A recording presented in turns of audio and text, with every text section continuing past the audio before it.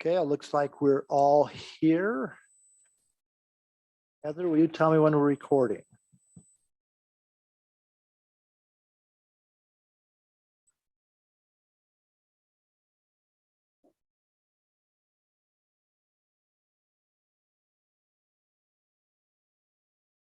Do I hear we're good? Oh, all right. All right, thank you, Heather and staff for preparation of the meeting. I want to welcome everyone. My name is Mayor Mike Peterson. This is the city of Cottonwood Heights. This is our business meeting. It's just after 7 p.m. Tuesday, September 7th, 2021. We'd like to begin with a pledge of allegiance, and we'll ask Councilmember Michael if you'd please lead us in that pledge.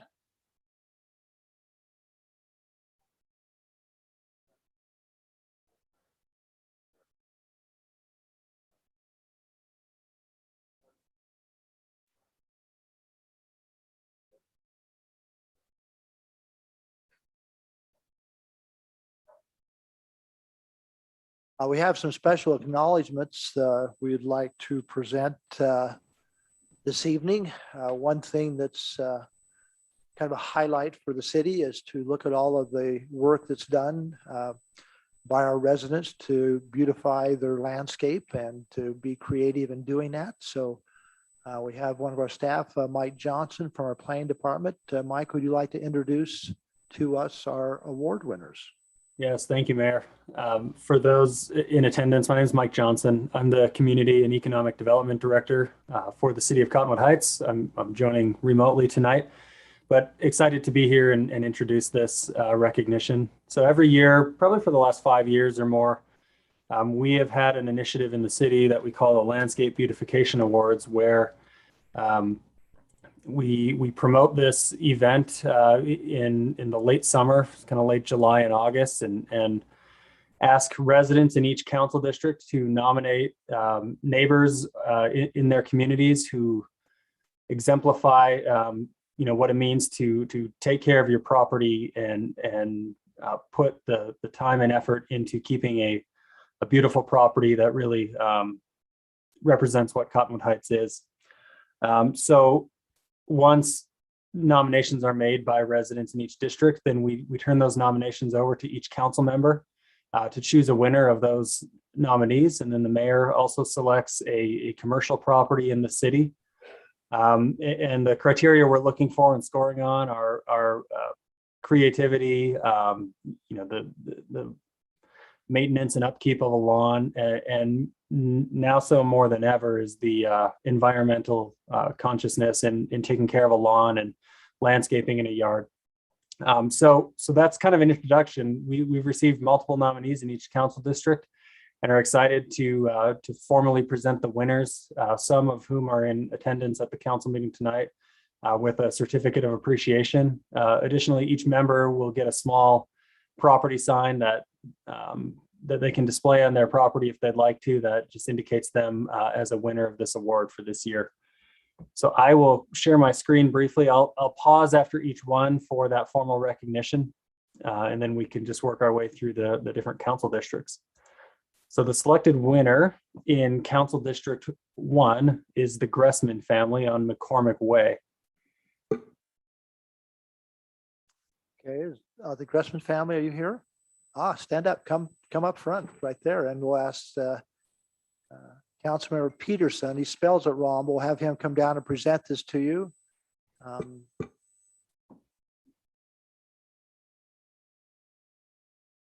Doug, we want to get a picture of this, so let's move over here.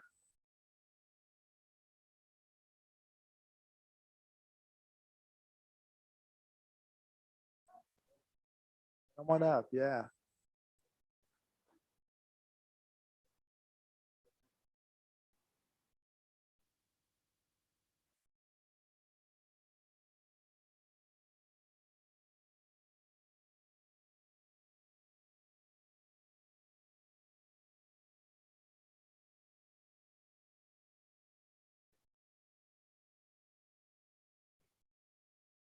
Thank you for that effort and keeping our city beautiful. I love the xeriscape approach, and awesome. Mike, turn it back to you.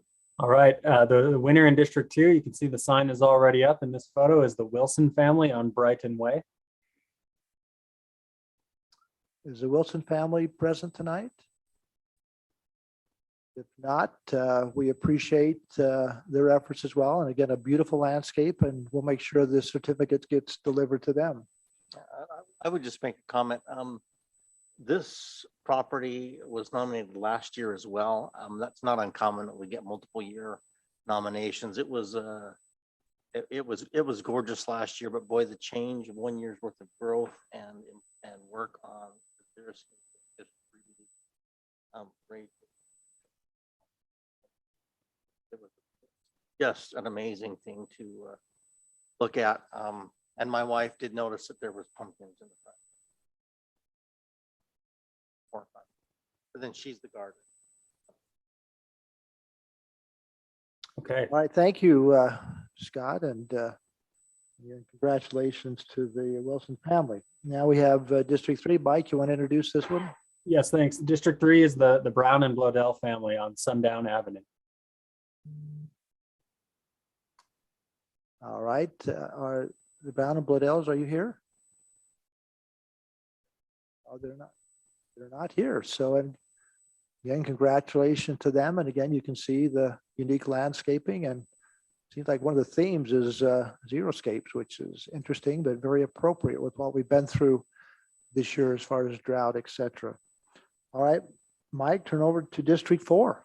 Yeah, thank you. District 4 is a little unique in that it's a rear yard, and the effort's made in the rear yard of a home up on the foothills, but this is the Petty family on Mountain Oaks Drive. Okay, is the Petty family here? Come on up. And we'll ask Councilmember Michael if you'll please present to them. I love the waterfall. Wow, it's beautiful.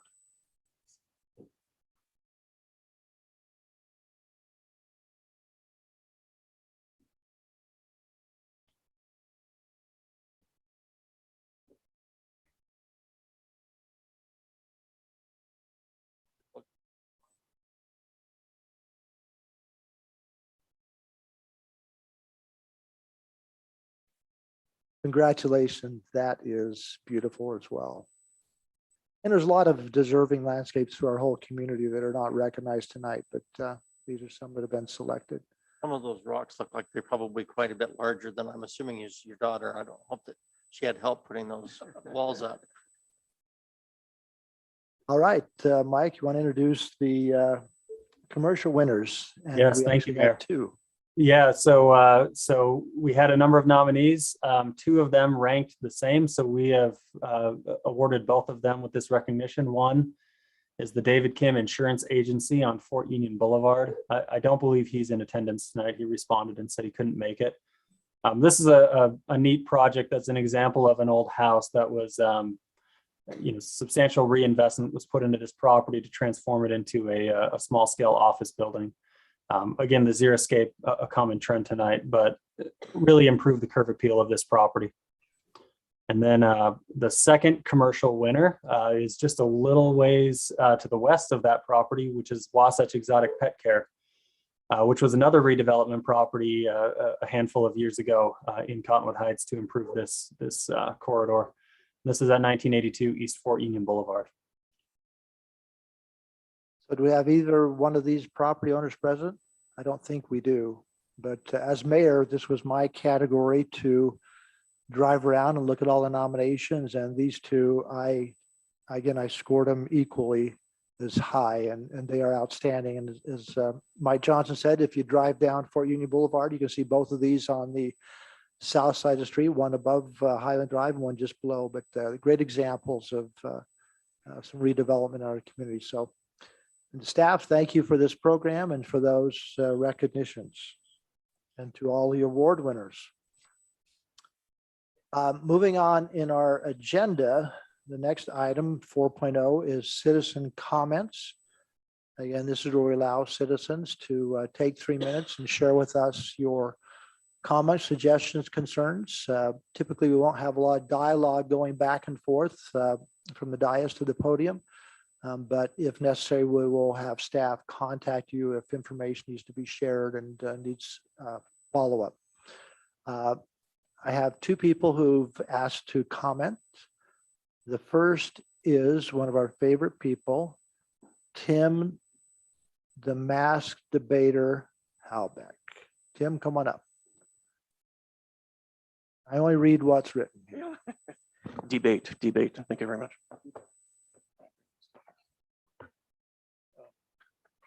Oh, and just quickly, Catherine and Ellen were here, but because not everyone's wearing masks, they weren't comfortable, so they left. So they did show up to accept their award.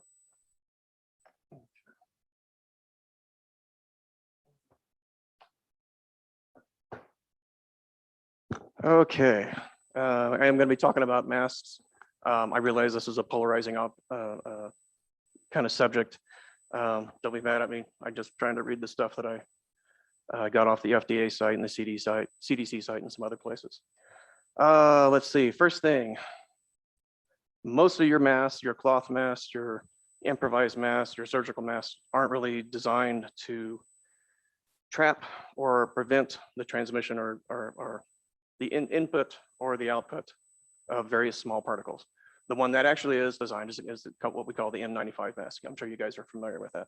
It's called the N95. 95 is the percent of particles of a certain size or smaller, excuse me, certain size or larger that they're supposed to prevent coming in and out and that kind of thing. And when properly fitted and properly used, they're supposed to prevent 95% of, say, 300 nanometer particles, which is pretty small. Nanometer being a millionth of a millimeter, right? Yeah, I think so. All right, so very, very small things. And when used properly, they're very effective. But most of us don't use them properly. If you go by the rules set by the FDA, someone with sterilized hands is supposed to put it on for you and take it off of you and put it on. And if you ever do take it off, you're supposed to start with a new one. I'm thinking very few people actually do that. They use the same mask over and over. And that completely invalidates the 95 part of the N95. So that's why in recent studies, it was down in the 10 percentile of, 90% of people got COVID, only 10% didn't, when compared to all the other mask usage. And it wasn't because the mask is bad, it's because people just aren't familiar with all the rules you're supposed to follow when you're using the mask. So in essence, it doesn't really make that big a difference unless you're following it, unless it's sealed, unless you're having somebody else put it on, unless you're in a sterile environment. There's all these other kinds of things. And then according to the FDA, I bring up my other thing here real quick. And this is from the current FDA website, not from 2019 or 2020. I'll just read it verbatim. N95 respirators are not designed for children or for people with facial hair because a proper fit cannot be achieved. Because of this, the N95 respirator may not provide full protection. So what they're doing is they're just acknowledging kids are going to fidget, kids are going to do things with their nose or their eyes, that kind of thing. So they really don't do that much good. All right. Out of time. Oh. All right. Thank you, Tim. Important discussion, to say the least. Mass.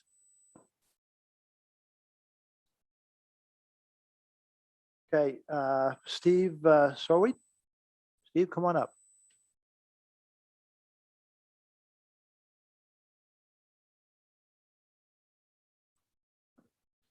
Thanks for hearing me tonight. Speaking on behalf of my young children, age 3 and 5. Webster Dictionary defines the term hypocrite as a person who acts in contradiction to his or her stated beliefs or feelings. As I look at the council today, I see right in front of me 2 people who embody that definition. Councilwoman Christine Michael, Councilwoman Tally Bruce. You see, during the political bombardment that was the August 17th council meeting, the 2 councilwomen in front of us knew what was coming. Obviously, they had been briefed by Galen Benyon and were aware of the need for their mask theatrics. The hypocrisy comes in when you check the tape, which I have done, from the work group meeting, which happened right before the council meeting. During that meeting, which took place in much tighter chambers, both councilwomen can be seen maskless. Clearly, neither of these ladies are actually concerned about the dangers of COVID. Rules for thee, not for me. Now, why is this important? because just minutes into the council meeting, we heard comments from several political leaders and concerned residents in an organized fashion that schools in Cottonwood Heights need to institute their own mask mandates for children, despite laws that the Utah legislature passed last spring.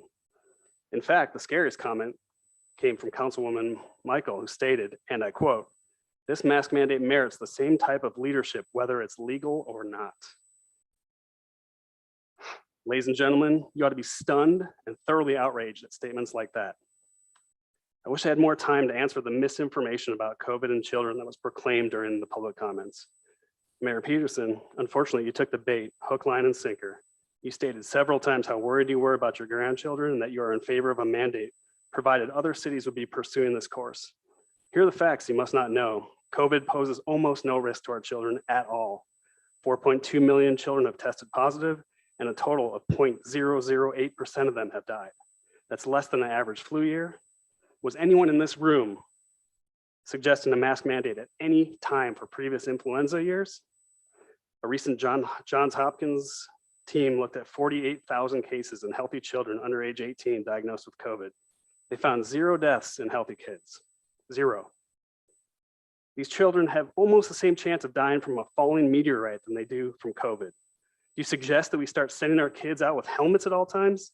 Statistically, riding bikes, walking down the street, swimming, and riding in a motor vehicle are all far more dangerous to our children than COVID. Should we crush and scrap their bikes, remove pools from our homes and parks? Maybe we just keep them cocooned at home in a padded room? This would certainly prevent any chance of death, wouldn't it? And almost everybody's been talking about the dangers of the Delta variant in children. Well, here's recent data provided by the American Academy of Pediatrics. In their most recent report, updated September 2nd, 21, children were between 0% and 0.25% of all COVID deaths. 7 states reported 0 child deaths. The percent of child cases resulting in death by week has remained steady at 0.01% from April 14th all the way through this week. There has been no increase in those statistics due to the Delta variant. Furthermore, the hospitalization rate has also remained steady at 0.9%, down from the peak of 3.8% in May of 2020. And I'll finish this up real quick. Enough is enough. Simply look at the data and allow our children to live a normal life, a life where they are not afraid to breathe the air. Stop Cottonwood Heights' race to the bottom. We don't have to copy Salt Lake City. That's why most of us don't live in Salt Lake City. No more failed experiments on our children. Masks are completely unnecessary, and the net cost to our children will be pervasive for years to come. Thank you. Thank you, Steve. I appreciate that comment. I feel compelled to make one comment. As a mayor, I'm not a doctor. I'm not an engineer. And so typically in municipal government or in county government, we look to professionals throughout our profession. That's why we have a Salt Lake County Public Health Department. And so when we take a position often, we look at what our health department requires or recommends. And so my comments personally have been based upon the director of our public health department and those recommendations, because they are appropriately trained to advise people like myself who do not have that expertise. So I think that's important to understand that sometimes we take positions based upon those professionals that are here to guide us, if it's public safety, fire, police, or our health department. So, but again, we appreciate everybody's opinion, and it's definitely debatable. So thank you. David Berry, come on up, Dave.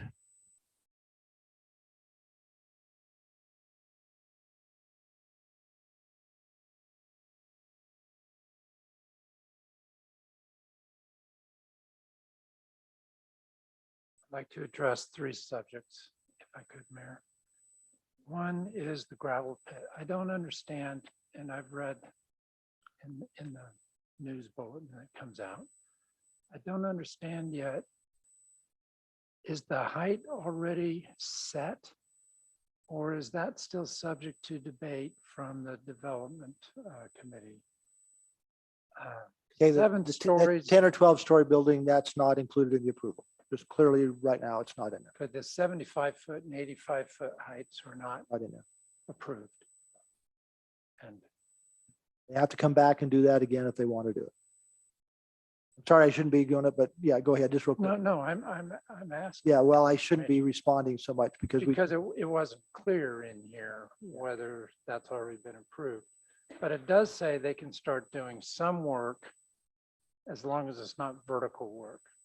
So I guess my concern would then be if they start laying foundations, which is not vertical, because it's still even sub, they might be laying them for 85 feet or 100 feet or whatever it is.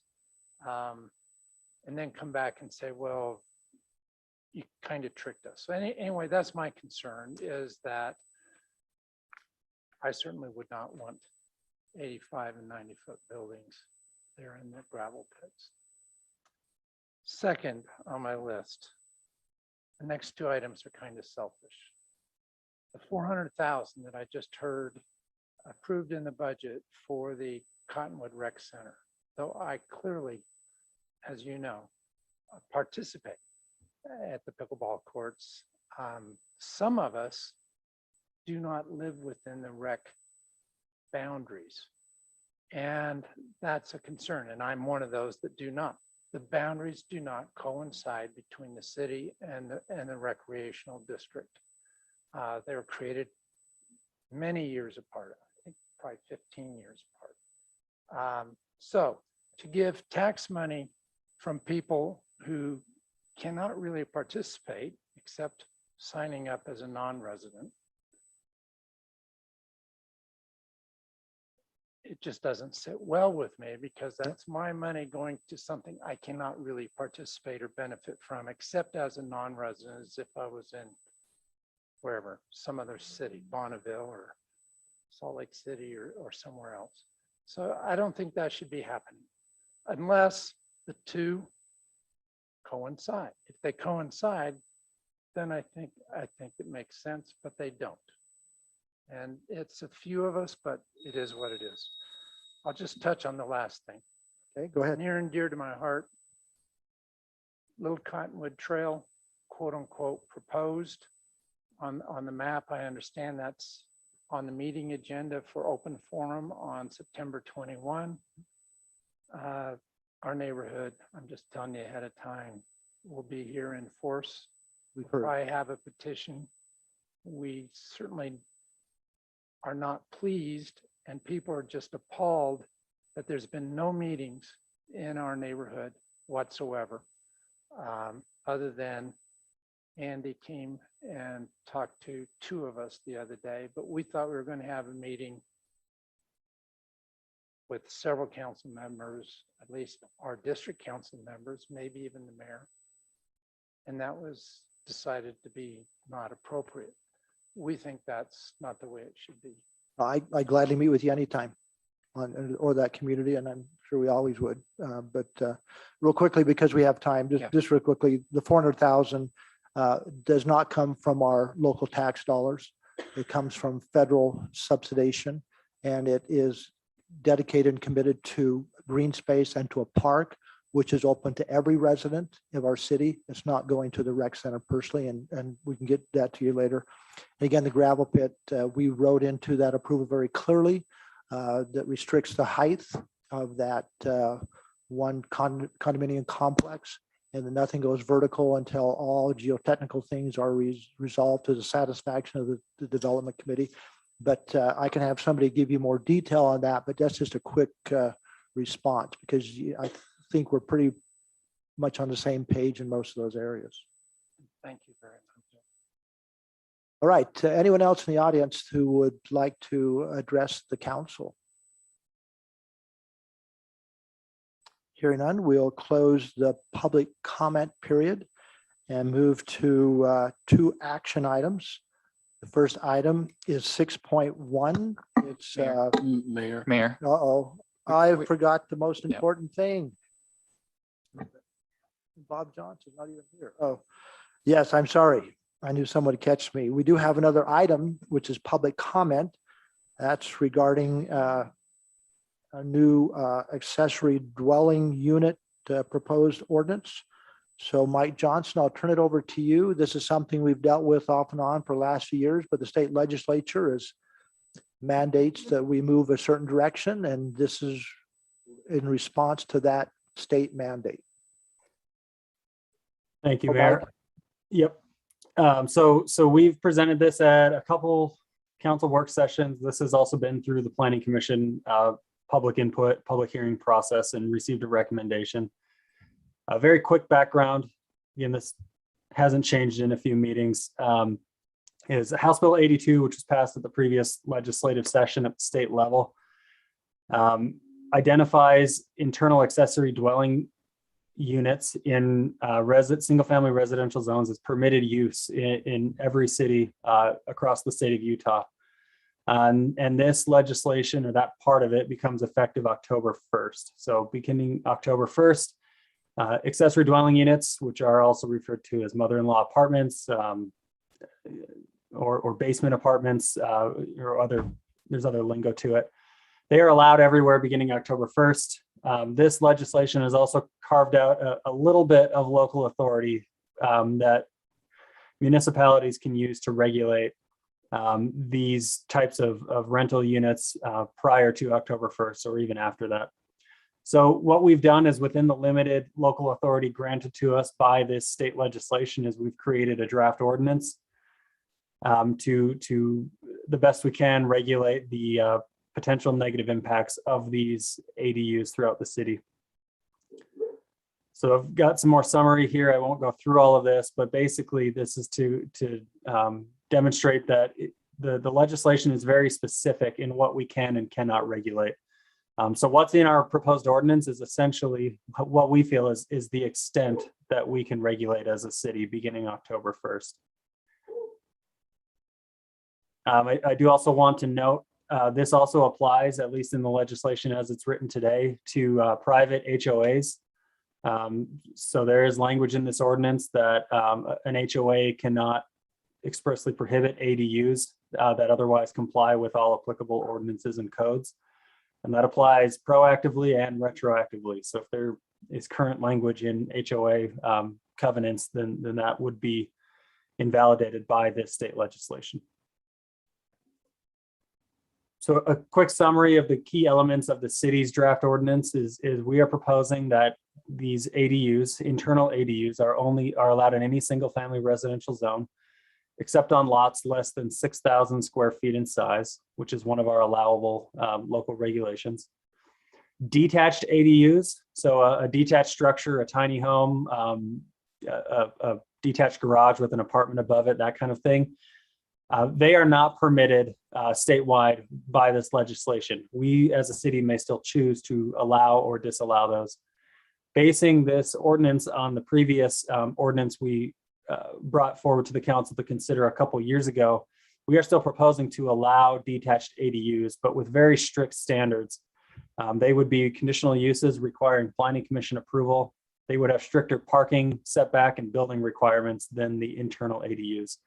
So they are still proposed to be allowed, but with really significant height and setback requirements, which would naturally, we feel, limit where those could be constructed to the larger properties in the city that have a lot of space to build these types of things. We are planning to require a license, site inspection, and building permit as applicable, and will require building code updates to the greatest extent allowed by state code. An example of that is we can require all bedroom windows to be brought up to ingress and egress code and window wells and things like that. There are limits on what we can do as well, imposed by the state, and some changes the state made to the building code. We are allowed to require one additional parking stall, a maximum of one additional parking stall for ADUs. We are requiring that, and we are also requiring that it be non-tandem, meaning that it's not located directly in front of or behind one of the existing parking stalls required for the single family home on the property. It has to be off to the side or behind the home or in a third car garage or something like that. Owner occupancy is required. So the legal owner of the property has to reside there year round. We are requiring some some proof of that and a signed affidavit when an application comes in that certifies that owners reside on the property. 1 ADU per lot, whether attached or detached, doesn't matter, just one per lot. No separate utility meters, no short-term rentals in ADUs. This is not a short-term rental ordinance. We are not proposing to allow those in any areas of the city that they aren't currently allowed in, and that they will continue to be regulated by a separate ordinance. And then a new license required after any ownership change, again, to maintain the owner occupancy requirement on the property. Licenses will be renewed annually and will verify ownership each time those licenses are renewed. Again, the Planning Commission took public comment on this previously and unanimously recommended approval of the updated draft ordinance. Staff is requesting council input and feedback and then public comment tonight, and also recommends approval of that ordinance prior to October 1st. I'm happy to answer any questions the council has. Any additional questions from the council? I know we've been through this a few times over the last few years, and hearing none, thank you, Mike. And now we'll refer back to the agenda item, which is public comment. 5.1 accessory dwelling units. Anyone in the audience would like to make comment to this proposed ordinance?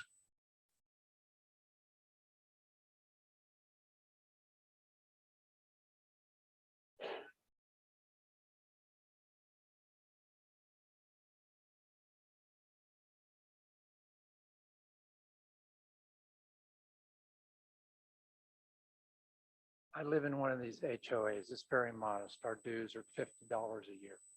So very small. Cheaper than mine. I don't know how, and maybe I'm talking to the attorney now, even though I'm looking at the mayor. How do you change our mortgages? Because our mortgages don't allow that. And our mortgages have been in existence in our case for 28 years. You mean your covenants? In the mortgages, it has to be a single family dwelling, period. And to change that violates the mortgage and is an element of default. So how do you change that retroactively on our mortgages?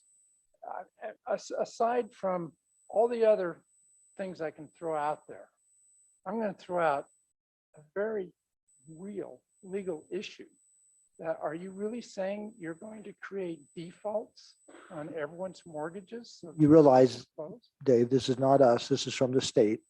And we will contact you and give you that clear explanation, but it's much more than we could probably share with you across the podium. Well, and the HOAs, I'm sure, and I know in ours and almost every other one, they don't allow this. They don't allow parking except in a garage. You can't have a pad. I mean, all of these things, and those are incorporated in the mortgages. Well, until this mandate from the state, this was not legal in our city, but now it's come down from state, and we'll have somebody contact you and give you that clear definition or explanation. But again, the state trumps the city. Yeah. And when does this come for a vote for approval of this? Mike, when are we going to Next meeting next meeting? has to be before October. Yep, we have to do it. We have to complete it by October by the state. Yeah. If we don't have it by October, then we have no say over any of it. Yeah, because we spent a lot of time on this years ago, and that's why there's a lot of policy in it, guidelines like parking and things that hopefully mitigate many of the concerns from our constituents. But because of the housing shortage across the state and across the country, the state has mandated that it be allowed, and we just tried to put as many protections in there for the community as possible. And I think this is a good job, but we'll get back to you and communicate on that. Thanks, Dave. Yeah, please go ahead, Just Scott. one, it would be more of an issue. It wouldn't invalidate your mortgage if you choose not to do it. It doesn't affect you one way or the other. It would become more of an issue if someone in an existing HOA that has the covenants that are against it, or in an existing something like that, when they chose to do it, that's where it would become an issue to where the HOA wouldn't be able to say no. That's the way I understand it. I'm not heard of the attorney for that, but I don't know, I mean, Shane, do you you're not want to, gonna do you want to change make a your home. comment, Shane? There's the attorney. I So beg your pardon. would you like to make a comment on that, just to clarify? No, I think that Councilmember Bracken's correct. It would depend on whether somebody took advantage of that opportunity that's given to them under law. I don't think that a mortgage is able to prevent a rezone of a zone from single family residential to duplex or something like that. The question is whether the owner that has the mortgage chooses to take advantage of that new opening. I think that would be where the issue is. Ultimately, as has been stated, we have no choice in this. The state has mandated this occur.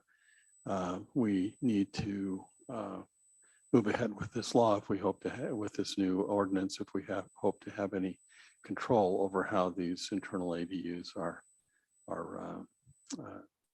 accomplished in the city. Otherwise, they will be accomplished under the state guidelines, which are a lot more liberal than the ones we're proposing. And that's a good point. What Shane just talked about, that what the state was proposing was much more liberal. Like our challenge in the last couple of years with those who've attended our meetings, our big debate has been on parking. If you allowed the parking to be in tandem, which means they could park in a driveway behind or in front of the garage door, then the owner would tell the tenant, I got to get out of my garage, let's go park on the road. And so what have we got? It's a major problem, just of a lot of parking on the road. So by not allowing it in tandem and moving it to the side, I think has mitigated some of our primary concerns. Of course, there's a lot of public safety things we've included in there as well, as far as ingress, regress and stuff like that. So, but we'll be considering that in our next meeting. Yeah, Mayor, I just wanted to know that what I just said concerns internal ADUs. Those are the ones that are being mandated by the state. The proposed ordinance, as Mike Johnson indicated also in this draft, authorizes external ADUs in some instances, and that will be a discussion for the community and for the council to discuss and decide. But the internal ADUs are the ones where the city has been preempted by the state. All right, thank you for that discussion. Any further comments from the council? Hearing none, we'll close the public comment period and now move to item 6.0, which is two action items.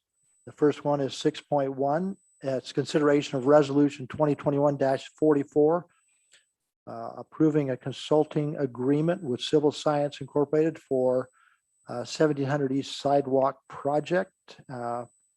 Matt, do you want to introduce that quickly? All right, from here, Mayor, if you want me to go to the front. Well, Am I okay here? I don't. you're right there. That's Okay. we know. Just Mayor and Council, thank you.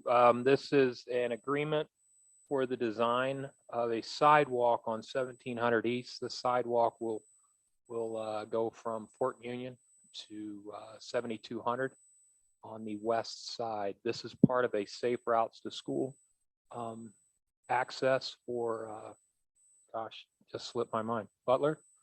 No, not Butler. Ridgecrest, I'm sorry. For Ridgecrest School.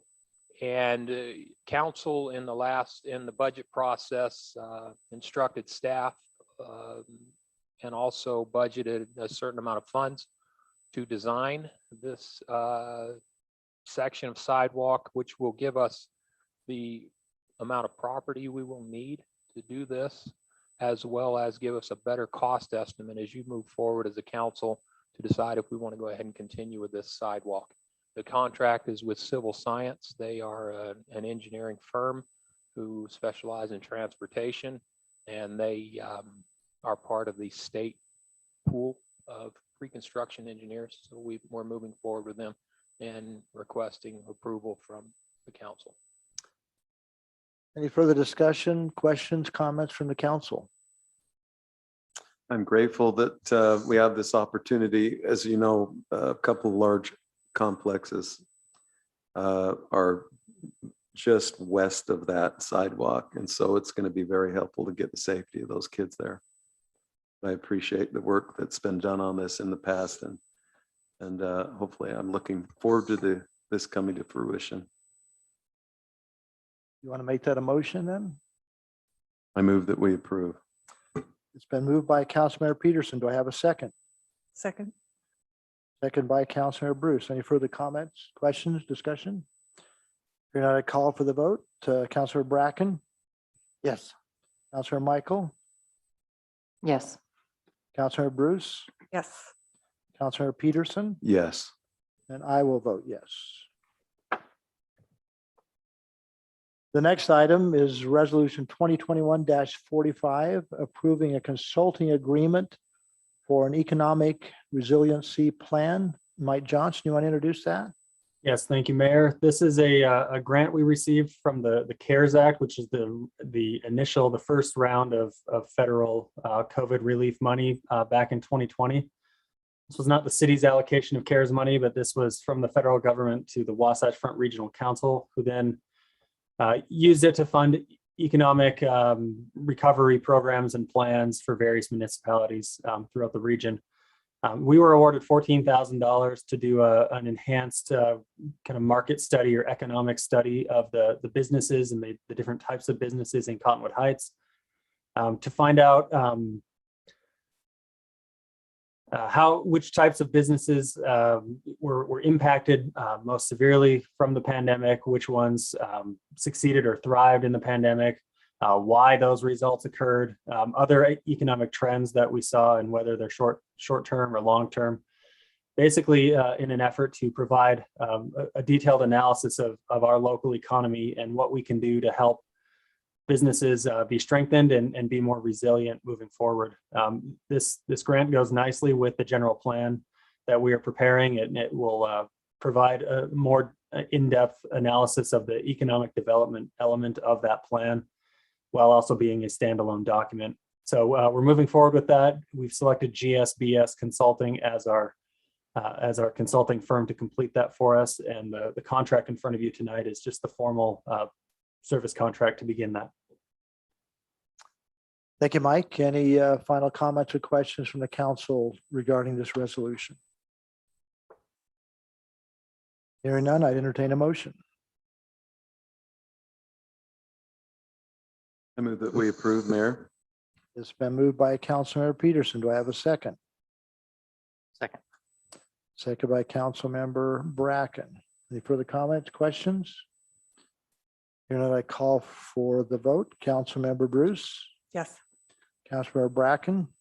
Yes. Councilmember Peterson, Yes. Councilmember Michael, Yes. and I will vote yes. That is the end of our two action items, other than a consent calendar item. That's approval of the city council work session and business meeting minutes for August 17th, 2021. Entertain a motion to approve those minutes.